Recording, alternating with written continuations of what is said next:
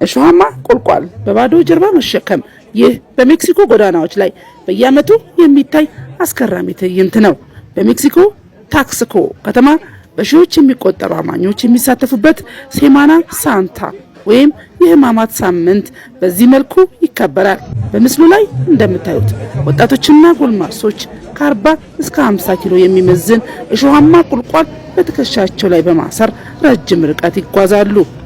ይህ ድርጊት ሎስ ኢንክሩሳዶስ ይባላል። ተሸካሚዎቹ ይህንን የሚያደርጉት ለፈጸሙት ስህተት ንስሐ ለመግባትና የክርስቶስን መከራ ለማሰብ እንደሆነ ይነገራል። በዙሪያቸው ያለው በርካታ ሕዝብም በዝምታና በጸሎት አብሯቸው ይጓዛል።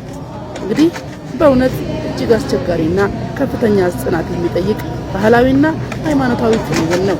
እናንተስ እንዲህ አይነት የጽናት ጉዞ አይታችሁ ታውቃላችሁ?